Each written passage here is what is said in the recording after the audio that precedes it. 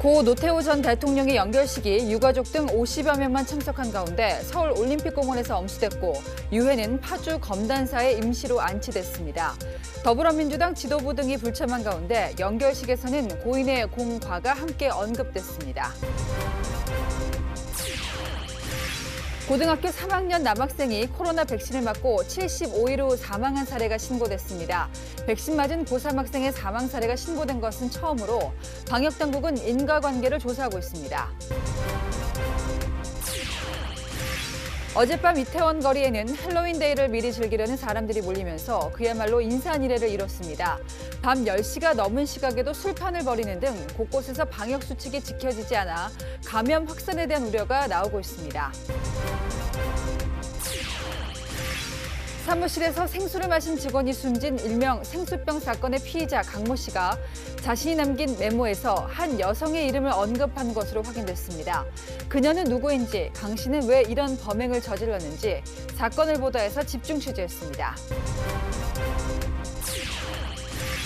코로나19로 러닝 인구가 급증하고 있지만 대부분 잘못된 동작 탓에 되레 부상을 당하는 것으로 나타났습니다. 다치지 않고 잘 달리는 방법 상세히 전하겠습니다. 뉴스의 조수빈입니다. 오늘 고 노태우 전 대통령 연결식이 엄수됐습니다. 장소는 국회가 아닌 올림픽공원이었습니다. 보통 사람이라던 생전 선거구호가 이런 뜻이었나 싶을 만큼 규모는 조촐했습니다. 공과 과, 빛과 그림자, 엇갈린 평가가 마지막 가는 길 주변을 내내 맴돌았습니다. 먼저 윤수민 기자입니다. 국방부 의장대가 태극기로 덮인 고 노태우 전 대통령의 관을 운구합니다. 노제는 고인이 생전에 머물던 연희동 자택에서 25분간 조촐하게 치러졌습니다. 62년 동안 곁을 지켰던 부인 김옥숙 여사가 가족들의 부축을 받으며 남편의 마지막 가는 길을 배웅했습니다. 재단 위에는 제6공화국 실록책 4권과 생수 한 병, 향이 전부였습니다. 운구 차량은 고인의 업적으로 평가받는 88 서울올림픽 개최를 기념한 서울올림픽공원 평화의 광장으로 향했습니다. 연결식은 노 전 대통령의 이름이 새겨진 기념비석 앞에서 치러졌습니다. 김부겸 국무총리와 유영민 대통령 비서실장 등 정부 관계자와 유족들, 6공화국 주요 인사 등 50여 명이 참석했습니다. 김영삼 전 대통령에 이어 역대 두 번째 국가장이었지만 검소한 장례를 희망한 고인의 뜻과 코로나19 상황을 고려해 참석 인원은 최소한으로 꾸려졌습니다. 누구든지 성실한 일을 한 만큼 보람과 결실을 거두면서 희망을 갖고 장래를 설계할 수 있는 사회가 바로 위대한 보통 사람들의 시대입니다. 담담했던 부인 김옥숙 여사는 마지막 헌화를 할 때는 참았던 눈물을 터뜨렸습니다. 조총 21발로 예우를 다하며 연결식은 마무리됐습니다. 서울 추모공원에서 화장 절차를 마친 후 노 전 대통령의 유해는 파주 검단사에 임시 안치됐습니다. 한반도 평화 수도인 이 파주에서 저희 아버지 평소 가지고 계셨던 평화와 통일에 대한 유지가 다시 한번 피어날 수 있는 계기가 되기를. 파주 통일동산에 장지가 마련되면 재평가는 역사적 과제로 남겨둔 채 영면에 듭니다. 채널A 뉴스 윤수민입니다. 네, 방금 보신 것처럼 연결식장에 마련된 좌석은 단 50석, 정치권 인사는 거의 보이지 않았습니다. 국가장 장례위원회 이름을 올렸던 민주당 지도부는 참석하지 않았고요. 국민의힘에서는 이준석 당대표만 참석했습니다. 이어서 이다혜 기자입니다. 장례위원장을 맡은 김부겸 국무총리는 노 전 대통령의 외교 성과 등 업적을 평가하면서도 5.18 희생자들에 대한 책임도 분명히 했습니다. 우리가 애도만 하지 못하는 것은 우리 공동체가 풀어야 할 숙제가 아직도 많이 남아있기 때문입니다. 큰 과오를 저지른 것은 움직일 수 없는 사실입니다. 군부에 맞서 민주화 운동을 주도하기도 했던 김 부총리는 연결식이 화해와 통합의 역사로 가는 성찰의 자리가 돼야 한다고 강조했습니다. 이어 노태우 정부에서 국무총리를 역임했던 노재봉 전 총리는 수차례 각하라고 부르며 눈물의 추도사를 이어갔습니다. 12.12 군사 쿠데타와 독재를 정당화하는 취지로 해석될 수 있는 발언을 내놓기도 했습니다. 가난과 소총 하나 만들 수 없었던 상황에서 이것이 그들로 하여금 통치 기능에 참여하게 되는 계기였다고 할진된 이는 이 일기생 장교들의 숙명이었다고 할 수밖에 없을는지도 모르겠습니다. 코로나19로 인해 연결식 참석자는 50명 미만으로 제한했습니다. 민주당 소속 박병석 국회의장과 송영길 민주당 대표는 다른 일정을 이유로 연결식에 불참했습니다. 국민의힘에서는 이준석 대표가 참석했습니다. 이재명 민주당 대선 후보와 국민의힘 대선 주자들은 참석 대상이 아니었습니다. 채널A 뉴스 이다혜입니다. 코로나19 백신을 맞은 고3 학생이 접종 75일 만에 숨진 것으로 드러났습니다. 이렇게 10대에서 접종 후에 사망됐다 신고가 들어온 건 이번이 처음입니다. 다른 기저질환은 없었고 백신과 사망 사이에 인과성이 있는지를 면밀히 조사하겠다. 방역당국은 밝혔습니다. 황수영 기자입니다. 지난 8월 13일 화이자 백신을 접종한 10대 고등학교 3학년 남학생이 지난 27일 사망했다는 신고가 방역당국에 접수됐습니다. 백신 접종 후 75일 만에 사망한 겁니다. 수능을 앞둔 고3 학생들은 지난 7월 19일부터 화이자 백신으로 1차 접종을 시작했고 3주 뒤인 8월 9일부터 2차를 맞았습니다. 사망한 학생은 평소 앓던 기저질환은 없었던 것으로 확인됐습니다. 방역당국은 백신 접종과 사망과의 연관성이 아직 밝혀지지 않았다고 전했습니다. 또 의료기관에서 신고된 사망 사례라며 피해조사반 등에서 전문가가 관련 자료를 면밀히 조사 검토할 예정이라고 밝혔습니다. 코로나 백신을 맞은 고3 학생의 사망 사례가 방역당국에 신고된 것은 이번이 처음입니다. 지난 27일부터 어제까지 백신 접종 이후 사망했다는 신고 건수는 총 15건으로 이 가운데 20대 이하가 3명입니다. 같은 기간 백신 접종 이상 반응 의심 신고 사례는 7,000건이 넘었습니다. 채널A 뉴스 황수연입니다. 네, 이런 와중에 위드 코로나까지 불과 이틀 남았습니다. 그리고 이건 어젯밤 일찌감치 불금을 맞은 이태원의 모습입니다. 마침 지금은 이태원이 자랑하는 할로윈 기간이죠. 상인들은 조심하고 또 조심했다지만 일부 들뜬 사람들 마음에 코로나19는 완전히 지워져 버렸습니다. 남영주 기자가 가봤습니다. 거리 곳곳에 헬로윈 장식이 내걸렸고 음식점들은 빈자리 없이 사람들로 가득 찼습니다. 거리는 물밀듯 밀려든 인파로 발 디딜 틈도 안 보입니다. 단계적 일상회복 시행을 사흘 앞둔 금요일 밤.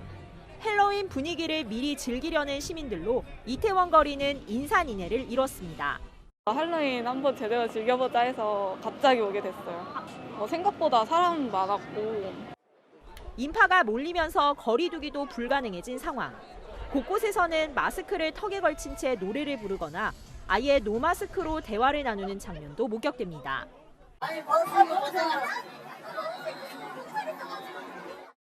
밤 10시, 음식점과 술집의 영업이 끝난 시간.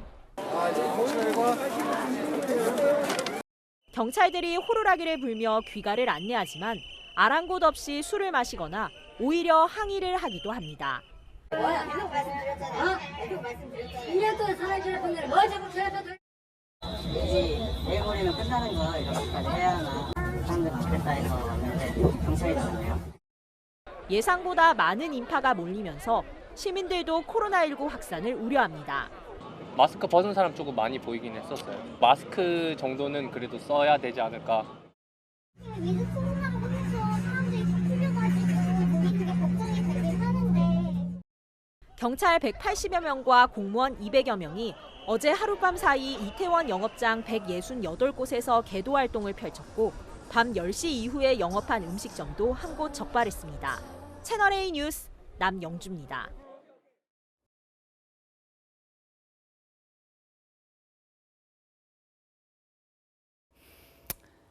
네, 10월 마지막 날인 할로윈 밤 후폭풍이 곧바로 11월까지 이어지는 걸 막기 위해서 정부는 위드 코로나 개시 시점을 11월 1일 0시가 아니라 5시로 미뤘습니다. 일상 회복과 코로나 억제 모두 잡기 위한 힘든 길이 시작되는 겁니다. 어떤 부분이 어떻게 바뀔까요? 서상희 기자가 설명하겠습니다. 서울 홍대 클럽 거리에 나와 있습니다. 그동안 4단계 거리두기로 이렇게 집합 금지가 돼 영업이 불가능했던 클럽 등 유흥시설도 단계적 일상회복에 따라 영업이 가능한데요. 단계적 일상회복에 따른 영업시간 제한 해제 시점은 1일 0시부터가 아니라 1일 오전 5시부터 적용됩니다. 헬로윈데이 집단 감염 위험이 높은 만큼 주말 밤샘 파티로 이어지는 상황을 막기 위해서입니다. 방역 패스 없이 유흥시설, 헬스장, 노래방, 목욕탕 등을 이용하다 적발되면 과태료가 부과됩니다. 이용자는 10만 원, 운영자는 최대 300만 원의 과태료를 내거나 영업정지 처분이 내려질 수 있습니다. 하지만 당장 1일부터 벌칙이 적용되는 건 아닙니다. 1, 2주 홍보 기간을 두는데 유흥시설, 노래연습장, 목욕장 등은 8일, 실내 체육시설 등은 15일부터 적용됩니다. 실내 체육시설의 경우만 기존에 월 단위로 계약을 하셨거나 이런 분들이 계시기 때문에 2주일간의 계도 기간을 둔다는 부분을 말씀드립니다. 방역 패스는 기본 접종 완료로 인정받습니다. 다음 주부터 시작되는 얀센 부스터샷 대상자가 추가 접종을 하지 않았다고 해서 방역 패스에 불이익은 없습니다. 다만 방역당국은 향후 코로나19 유행 상황에 따라 접종 완료자 기준에 추가 접종을 포함할지 검토 예정이라고 설명했습니다. 채널A 뉴스 서상입니다. 이 힘든 길을 앞서간 나라들도 있습니다. 시행착오도 겪었고요. 나름대로 성공을 거둔 사례도 있습니다. 과연 무엇이 이 차이를 갈랐을지 강은하 기자가 짚어보겠습니다. 지난 7월 마스크와 모임 인원 제한을 한꺼번에 해제한 영국. 이달 21일 석 달 만에 신규 확진자 5만 명을 넘긴 뒤 다시 마스크를 써야 한다는 목소리가 나오고 있습니다. 영국 정부는 접종률을 높이는 데 주력하고 있습니다. We could lose it. We really could lose that progress if people don't take up their vaccination offers. 모임 인원 제한이 없는 독일도 사정은 비슷합니다. 지난 27일 기준 신규 확진자는 7월 대비 30배 증가한 2만 8천여 명으로 집계됐습니다. 반면 실내 마스크 착용과 백신 패스 등 기본 방역 규제를 유지하고 있는 프랑스, 이탈리아의 신규 감염자 추이는 완만합니다. 27일 기준 영국 확진자는 4만 4천여 명이었지만 프랑스는 6,400여 명에 머물렀습니다. Finalmente riprendiamo la vita, finalmente. Noi siamo greenpassati, forza coi vaccinati, speriamo che si vaccinino tutti e così torneremo alla normalità. 지난주 위드 코로나로 전환한 일본에선 5명 이상 모임의 백신 접종 증명이 필요하고 감염 예방 설비가 갖춰진 음식점만 시간 규제를 받지 않습니다. これまで以上に乾燥も強くなりますので、お気をつけいただきたい。 위드 코로나 전환 국가들은 감염률 추이에 따라 방역 규제 강화 혹은 완화 여부를 고민하고 있습니다. 채널A 뉴스 강은하입니다. 네, 여기서 검찰 얘기를 안 할 수가 없습니다. 대장동 개발 특혜 의혹 전담팀을 꾸리고 수사에 나선 지 벌써 한 달째인데 성적이 좋은 편은 아닙니다. 유동규 전 성남도시개발공사 기획본부장 지인의 집에서 찾아냈던 휴대전화들. 검찰은 이 가운데서 어떤 게 유 전 본부장 것인지도 아직 특정하지 못했습니다. 박건영 기자입니다. 검찰이 유동규 전 성남도시개발공사 기획본부장 지인의 오피스텔에서 휴대전화 여러 대를 압수한 건 지난 15일. 검찰은 이 가운데 유 전 본부장이 썼던 전화기가 무엇인지 아직 확인 못한 걸로 전해졌습니다. 앞서 검찰은 유 전 본부장이 2015년 전후 사용한 전화기가 있을 걸로 보고 지인 집을 압수수색했습니다. 이 전화기엔 대장동 개발 민간사업자 결정을 전후로 화천대유 관계자 등과의 대화 녹음이 저장돼 있을 가능성이 제기됐습니다. 하지만 검찰 관계자는 휴대전화 여러 대를 확보해 포렌식 작업을 진행 중이라고만 밝혔습니다. 앞서 검찰은 지난달 29일 유 전 본부장 주거지 압수수색 때도 창문 밖으로 던진 휴대전화 확보에 실패해 부실 수사란 비판을 받았습니다. 이 전화기는 경찰이 확보해 포렌식을 하고 있지만 일부 메신저 프로그램 대화는 복원 못한 걸로 알려졌습니다. 죄송합니다. 드릴 말씀드립니다. 포렌식 때문에 이상을 마치겠습니다. 수사 상황에 실망한 일부 시민들은 오늘 오후 대검찰청 앞에서 특별검사 임명을 요구하는 집회를 열었습니다. 채널A 뉴스 박건영입니다. 수험생도 시험 직전에는 중요한 부분만 집중 공략하죠. 지금 국민의힘 대선 주자들 마음이 딱 그럴 겁니다. 본 경선을 앞두고 마지막 주말입니다. 막판 수세에 몰린 윤석열 전 검찰총장, 당원들이 많은 대구로 달려갔고요. 홍준표 의원은 이미 대세가 기울었다고 주장했습니다. 임민찬 기자입니다. 윤석열 전 검찰총장은 대구를 찾아 당원 표심 잡기에 집중했습니다. 본 경선에서 당원 투표율이 50% 반영되는 만큼 선거인단의 약 25%가 집중되어 있는 대구 경북에서 마지막 주말 선거운동을 벌인 겁니다. 제가 대구의 아들이 맞기는 맞는 모양입니다. 저만이 이 정권을 끝낼 수 있다고 여러분도 확신하시죠?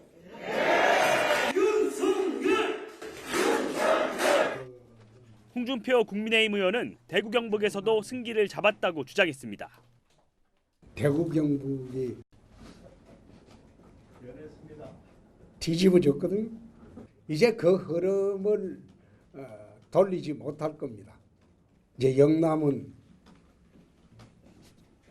다 돌아섰습니다. 당협위원장 줄 세우기를 두고도 두 후보는 공방을 벌였습니다. 벌써 집에 가서야 할 사람들이 텃밭에 앉아가지고 선수 쌓아놓고 정치 신인 앞에 가서 굽신거리면서 연명을 하려고 하는 거, 그거 참으로 보기 처근합니다. 전혀 터무니없는 얘기고 이게 막판에 가서 뭐 이상한 얘기들이 막 도는데 저희 캠프에 그 무슨 공천 가지고 뭐 그런 말도 안 되는 얘기를 하실 만한 분은 저는 없다고 봅니다. 유승민 전 의원은 피장파장 독인 개긴이라며 이런 식의 저질 정치 끝낼 사람은 유승민뿐이라고 주장했습니다. 원희룡 전 제주지사는 국민을 위한 정치를 고민하는 것만으로도 시간이 부족하다며 윤 전 총장과 홍 의원을 싸잡아 비판했습니다. 채널A 뉴스 임희찬입니다. 한편 더불어민주당은 어떨까요? 홍나땡, 홍준표 후보가 나오면 땡큐라며 그동안 윤석열 전 총장만 때려왔죠. 최근 들어서는 달라졌습니다. 이재명 후보에게 있어서 홍준표 후보가 쉬운 상대가 아니라 이 분위기가 달라져서인데요. 전혜정 기자가 그 셈법을 분석해봤습니다. 부패 완판 윤석열 공화국을 만들겠다는 것입니까? 고발 사주 사건에서 최근 밝혀진 디지털 증거들과 관련 정황은 윤석열 전 총장을 향하고 있습니다. 윤석열 전 검찰총장을 주요 공격 타깃으로 삼았던 더불어민주당이 홍준표 의원을 겨냥한 공세에 시동을 걸기 시작했습니다. 국민의힘 대선 주자들이 이재명 후보를 자기가 구속시키겠다, 홍준표 후보는 인수위 기간 동안에 구속시키겠다 이런 발언을 하는데 저는 아연실세가를 이르다고 봅니다. 민주당 내부에선 국민의힘 대선 후보 결과를 놓고 엇갈린 전망이 나옵니다. 홍준표 후보의 상승세가 좀 남다르다. 선거 막판에는 실수한 쪽이 상당히 불리합니다, 판세가. 홍준표 후보가 민심에서 민심 여론조사에서 압도적으로 이기지 못하면 당심에서 이기기 어려울 거다. 한때 홍나땡, 즉 홍준표 의원이 나오면 땡큐라며 홍 의원을 더 쉬운 상대로 여겼지만 최근엔 분위기도 사뭇 달라졌습니다. 홍 의원이 이재명 후보를 겨냥해 도덕성 측면에서 흠결이 없다는 점을 강조하고 있는 데다 이 후보의 약점으로 꼽히는 2030 세대의 지지를 받고 있다는 점은 신경 쓰이는 대목입니다. 민주당 지도부인 한 의원은 홍준표 의원에 대해 검증하지 않고 너무 손을 놨다는 지적이 있다고 말했습니다. 채널A 뉴스 전혜정입니다.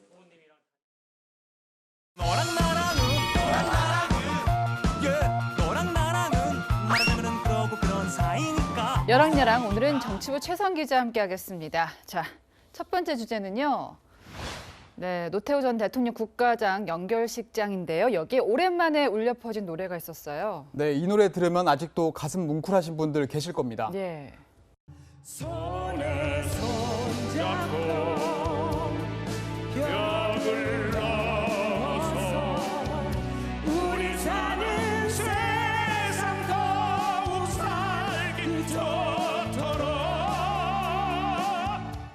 네, 88 서울 올림픽 주제가 세월이 많이 흘렀습니다. 연결식이 올림픽공원에서 열린 것도 이제 노 전 대통령과 인연이 깊죠. 네, 88 서울 올림픽 개최는 노 전 대통령이 재임 중 이룬 성과 중에 하나로 꼽히는데요. 올림픽 공원이 연결식 장소로 정해진 이유기도 합니다. 노 전 대통령은 전두환 정부 당시 정무 제2장관으로 올림픽을 유치하는 데 애를 썼던 인물입니다.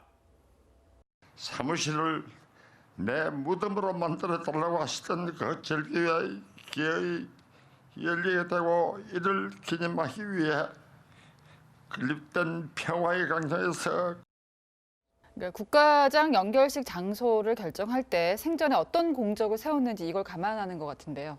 네, 그렇습니다. 6년 전인데요. 김영삼 전 대통령의 경우 국가장이 고인의 의회주의자였던 점을 고려해서 국회에서 진행됐었습니다. 당시 연결식에는 7천여 명이 참석해 50여 명만 조촐하게 참석한 오늘과 대조가 됐는데요. 네. 코로나19 상황이 감안되긴 했지만 고인의 공과 논란이 계속되고 있는 점도 감안된 것이란 해석도 나옵니다. 아무래도 그런 논란 때문에 이제 안장지도 현충원이 아니라 파주 지역으로 임시긴 하지만 정해졌는데요. 네, 국립묘지법에 따르면 12.12 군사 반란과 내란죄로 실형을 선고받은 노 전 대통령은 현충원 안장 대상이 될 수 없다는 게 정부 설명인데요. 유가족들도 국립묘지 안장을 고집하지 않고 고인의 평화통일 의지를 담아 파주 통일동산에 안장하기로 결정하면서 갈등 소지를 없앤 측면도 있습니다. 또 파주는 고인의 성씨인 교화 노 씨의 선산이 있고 생전에 사단장을 맡았던 육군 구사단 관할이기도 합니다. 노 전 대통령의 마지막 길, 그 장소의 의미를 짚어봤습니다. 다음 주제 보겠습니다. 자, 이재명의 뒤집기, 뭘 뒤집었나 봤더니 로봇을 뒤집었습니다. 네, 이 후보가 한 로봇 산업 대전에서 사족 보행 로봇을 지켜보다가 이런 장면이 나왔습니다. 네. 한번 뭐 건블링 같은 거 한번 보여주세요.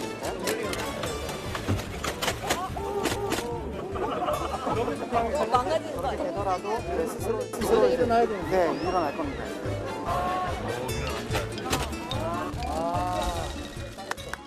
네, 일어나서 다행이긴 합니다. 관계자가 이제 넘어져도 끄떡없다고 하니까 일부러 좀 과격하게 시연을 해봤다고 하는데 난데없이 다른 장면하고 비교가 됐어요. 네, 2년 전 문재인 대통령이 로봇 행사에 참석할 당시인데요.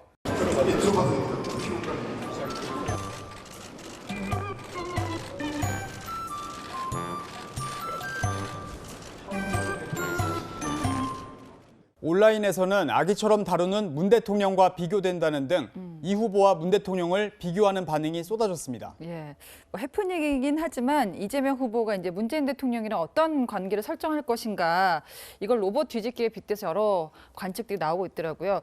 이 후보가 이제 문재인 정부와 차별화를 해서 뒤집기를 할 수 있을까 이것도 궁금한데요. 네, 우선 뒤집기의 필요성은 충분히 있다고 볼 수가 있습니다. 네. 최근 여론조사를 보면 야권 정권 교체 여론이 여당 정권 재창출 응답을 오차범위 밖에서 앞서기 때문인데요. 그래서인지 부동산 문제에 있어서는 선긋기를 시작했습니다. 이 아파트가 왜 이리 비싼 거예요, 도대체? 아파트가 왜 이리 비싸냐고. 부동산 정책이 성공적이지 못했다는 것은 현 정부도 이미 인정하고 있는 것이고.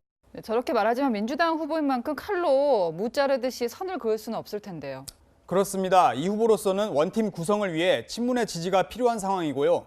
또 문 대통령의 지지율도 낮은 게 아니라 고민이 되는 겁니다. 민주당 지도부도 이재명 정권 교체론을 꺼내들었다가 친문 지지자들로부터 공격을 받기도 했는데요. 차별화가 기본 전략이지만 친문 행보도 해야 되고 두 마리 토끼가 아직은 잡기 쉽지 않아 보입니다. 네, 지금까지 여랑야랑이었습니다. 전동 휠체어에 타고 있던 70대 여성이 아파트 7층 빈 승강기 통로로 떨어졌습니다. 고속도로 휴게소에서는 난폭 운전자가 출동한 경찰관을 위협하고 순찰차까지 들이받았는데요. 결국 경찰이 차 유리를 깨고서야 붙잡혔습니다. 배영진 기자입니다. 119 구조대가 승강기 문을 엽니다. 바닥에 전동 휠체어가 부서져 있고 여성이 쓰러져 있습니다. 네, 사다리 밟고 내려가야 돼. 이 아파트 7층에서 전동 휠체어를 탄 70대 여성이 승강기 통로로 추락한 건 어제 저녁 7시 17분쯤. 병원으로 옮겨졌지만 숨을 거뒀습니다. 소방당국은 전동 휠체어가 7층 승강기 문을 들이받으면서 떨어진 걸로 보고 있습니다. 승강기 같은 경우에는 바퀴만 이제 걸려 있는 그런 형태라서 쉽게 밀릴 수가 있어요. 힘을 줘도 밀거나 하면은 승합차가 돌진하더니 순찰차 주위를 빙글빙글 돕니다. 경찰관 제지에도 아랑곳 않습니다. 잠시 뒤 포위된 승합차 위로 경찰관이 올라가 앞유리를 부숩니다. 고속도로 내에서도 역주행 위험도 굉장히 많고 이거는 반드시 제지가 돼야 되는 그런 상황이었습니다. 승합차 운전자가 행패를 부린다는 신고가 접수돼 경찰이 출동한 건 오늘 오전 7시 50분쯤. 승합차에 들이받친 순찰차는 앞뒤가 크게 부서졌습니다. 경찰은 50대 운전자를 특수공무집행방해 혐의로 체포해 정신건강 이력 등을 확인하고 있습니다. 채널A 뉴스 배영진입니다. 네, 세상이 어찌 돌아가는지 정말 기함할 일입니다. 초등학교 화장실에서 불법 촬영 목적인 속칭 몰카가 발견됐습니다. 심지어 범인이 누군지 아십니까? 이 학교 교장이었습니다. 정현우 기자입니다. 화장지 상자에 그려진 팬더곰, 한쪽 눈이 뚫려 있습니다. 상자 안엔 초소형 카메라가 들어 있습니다. 그제 경기 안양시의 한 초등학교 여직원 화장실에서 발견됐습니다. 카메라를 설치한 건 이 학교 교장 박모 씨. 발견한 교사가 신고하려 했지만 박 씨는 범인이 학생일 수 있다며 신고를 막은 것으로 전해집니다. 하지만 교사들은 어제 오전 경찰에 신고했습니다. 박 씨가 불법 촬영이 의심돼 교무실에 있는 미세먼지 측정기를 치웠다고 말하는 걸 수상히 여긴 겁니다. 박 씨가 신고를 막았다는 진술을 들은 경찰은 박 씨의 휴대전화를 이미 제출받았습니다. 휴대전화에서 여성의 신체 부위를 찍은 영상이 여러 개 발견됐고 박 씨는 학교에서 긴급 체포됐습니다. 박 씨는 성폭력 특례법상 불법 촬영 혐의로 구속됐습니다. 왜 신고 못하게 하셨어요? 교사들에게 안 미안하세요? 경찰은 교장실과 박 씨 자택을 압수수색하고 휴대전화 포렌식을 진행 중입니다. 박 씨가 교무실에서 치웠다는 미세먼지 측정기가 불법 촬영 장비인지도 수사를 벌이고 있습니다. 채널A 뉴스 정현우입니다.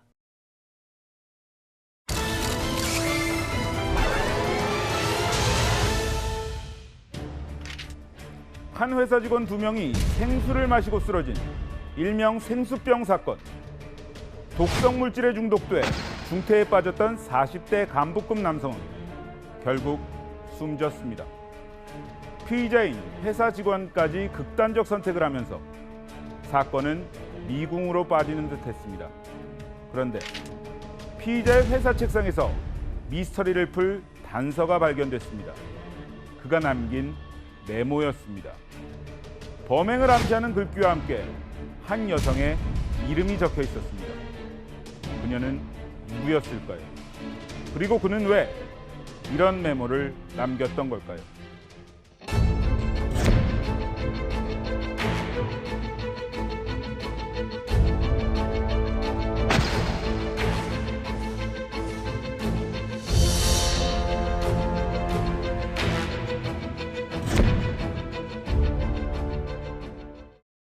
피의자가 남겼다는 메모에는 어떤 내용이 나왔습니까? 네, 짜증난다, 제거해야겠다는 등 자신의 심경과 함께 범행을 암시하는 내용이 포함된 것으로 알려졌는데 저희의 취재 결과 강 씨가 남긴 메모에선 범행 동기와 범행 과정을 추정할 수 있는 글귀가 추가로 확인됐습니다. 네. 경찰이 확보한 10장 조금 안 되는 메모에선 왜 나만 미워하는 내용을 비롯해서 점심 먹고 할까? 커피로 할까라는 문구가 발견됐습니다. 자, 그러니까 언제 범행을 할지 그 시각과 방법까지 고민을 했다는 거죠. 네, 그렇습니다. 경찰은 일단 왜 나만 미워하냐는 문구와 관련해선 평소 자신의 업무 능력을 나무라고 최근엔 강 씨를 지방으로 발령내겠다고 말했다는 숨진 간부급 남성에 대한 복수심을 드러낸 것으로 파악했는데 네. 범행에 사용한 독성 물질을 커피에 탈지 생수병에 넣을지까지 고민했다는 것. 경찰은 증거인멸까지 염두에 둔 치밀한 계획범죄로 보고 있습니다. 특히나 강 씨가 남긴 이 메모에서 네. 한 여성의 이름이 언급돼 있다는 사실에 주목할 필요가 있습니다. 자, 범행 전에 특정 여성의 이름을 언급했다. 네. 누구인가요? 네, 숨진 간부급 남성과 함께 이 생수를 마신 뒤 의식을 잃고 쓰러졌던 30대 피해 여성입니다. 피의자 강 씨와 숨진 간부급 남성 그리고 이 여성은 모두 같은 부서, 같은 팀에서 근무를 했었는데 네. 경찰이 최근 의식을 회복한 피해 여성과 동료 직원들을 조사하는 과정에서 강 씨가 범행 얼마 전에 자신의 상사였던 피해 여성에게 불만을 표출했다는 진술을 확보한 것으로 알려졌습니다. 네. 회사 생활에서 표출된 인사불만과 업무상 갈등 때문에 강 씨가 특정인을 타겟으로 삼아서 범행을 저질렀을 가능성에 무게가 실립니다. 네, 계획 범죄였을 가능성이 많아지는데 그래도 사무실에서 대낮에 이런 일을 벌이기에는 좀 들킬 수도 있고요. 좀 이해가 안 되는데요. 네, 범행 추정 시각은 지난 18일 점심시간 직후인 오후 1시에서 2시 사이입니다. 그런데 경찰은 강 씨가 단 2분 안에 범행을 저지른 것으로 보고 있습니다. 사무실 주변 CCTV와 직원들의 동선을 분석한 결과 범행 시간대 강 씨가 사무실에 혼자 있었던 시간이 2분 정도밖에 안 된다는 겁니다. 범행 직전 강 씨는 평소보다 빨리 점심 식사를 하고 온 뒤에 동료 2명과 함께 사무실에 있었던 것으로 알려졌는데 동료들이 담배를 피운다며 잇따라 빠져나가자 그 틈을 타서 피해자들이 마시던 생수병에 독성 물질을 넣은 것으로 추정됩니다. 이후 강 씨는 또 다른 직원들이 점심 식사를 마치고 복귀하는 것을 보고는 아무 일 없었던 듯 사무실을 빠져나온 것으로 알려졌습니다. 철저한 계획하에 타이밍을 보고 있다가 단시간 내 범행을 저질렀다는 얘기입니다. 범행에 독성 물질이 쓰였습니다. 이걸 어떻게 구입했나 봤더니 다른 회사 사업자 등록증을 도용했다고요. 네, 맞습니다. 이 강 씨가 범행에 사용한 독성 물질은 소량만 섭취해도 인체에 치명적이어서 개인 구매가 불가능한 것이었습니다. 그래서 자신이 속한 회사와 계약 관계에 있는 제3의 회사 사업자 등록증을 도용했다는 건데 강 씨의 카드 거래 내역에선 독성 물질을 구입하는데 10여만 원의 돈이 지출된 사실이 확인됐습니다. 강 씨가 구입한 양이라면 성인 서너 명의 목숨을 앗아갈 수 있는 것으로 알려졌는데 피의자 강 씨가 숨졌기 때문에 사건은 공소권 없음으로 종결될 예정입니다만 유사 범죄를 막기 위해서라도 독성 물질에 대한 보다 적극적인 관리가 필요하다는 지적이 나옵니다. 네, 그러기 위해서라도 이번 사건의 진실이 좀 밝혀져야겠습니다. 사건을 보다 최석호 기자였습니다. 북한도 남아돌 리가 없는데 전기를 중국에 팔아서 돈을 벌고 있습니다. 그만큼 중국 전력난이 심각하다는 얘기죠. 또 여기서 의아한 대목도 있습니다. 북한은 분명히 제재를 받고 있는데 어떻게 이런 거래가 가능했을까요? 박수혁 기자가 알아봤습니다. 컴컴한 중국 단둥과 달리 북한 신의주 쪽으로 환하게 빛나는 건물이 보입니다.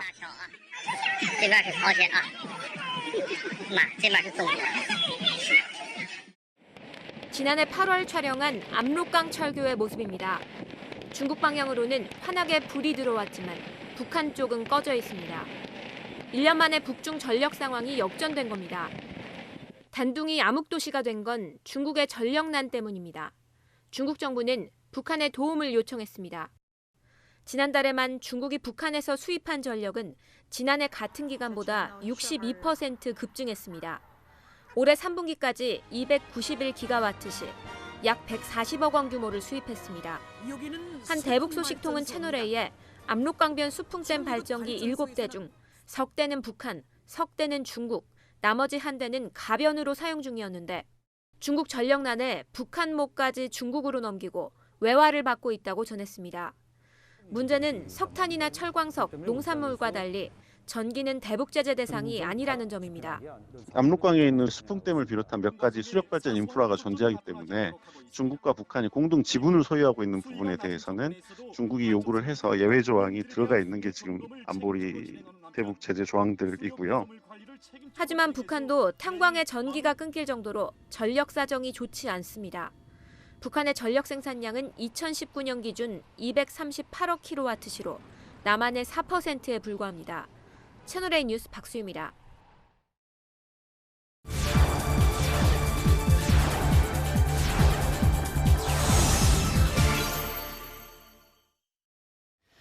네, 정말 이러다가 밥만 먹어도 벼락거지가 나오게 생겼습니다. 프랑스에서는 우리가 밥처럼 먹는 바게트 가격이 20년 만에 엄청나게 올랐습니다. 세계를 가다 김윤종 특파원입니다. 점심시간 앞두고 빵집 앞에 사람들이 모였습니다. 잠시 뒤 길쭉한 바게트를 손에 쥐고 나가는 손님. 6,500만 프랑스인이 한 해 100억 개를 소비할 정도로 바게트는 여전히 주식입니다. 1유로, 1,300원 안팎으로 사 먹을 수 있었던 바게트 가격이 대폭 올랐습니다. 중산층이 많이 거주하는 파리 14구에서 20년 가까이 운영해온 빵집입니다. 최근 들어 바게트 가격이 얼마나 올랐는지 들어가서 확인해 보겠습니다. 여러 가지 종류 가운데 가장 기본적인 바게트. 우리 돈 1,220원 정도가 권장 가격이지만 30% 오른 1,650원에 팔립니다. Tout augmente de toute façon, c'est comme ça. Plus de 1 euro la baguette maintenant. Maintenant c'est genre 1,20 € et ça risque d'augmenter encore parce que il nous manque des produits et voilà. 우리 주식인 쌀과 마찬가지로 물가 인상 파급 효과를 고려해 프랑스에서도 바게트 가격을 묶어뒀습니다. 그러나 20년 동안 천천히 인상했던 가격폭만큼 이번에 한꺼번에 올린 겁니다. L'augmentation en 20 ans du prix de la baguette qui est de 23 centimes montre la proximité aussi avec ce produit qui est précieux pour les Français. 주로 러시아에서 수입하는 밀 가격은 가뭄과 화재로 올 들어 30% 올랐고 에너지 비용 부담도 커졌기 때문입니다. Ça pourrait arriver, je pense, bientôt, ouais, parce que malheureusement les farines montent. Voilà. Je n'ai pas grand-chose de plus à ajouter, je pense. Après, ça sera ma patronne qui verra ça.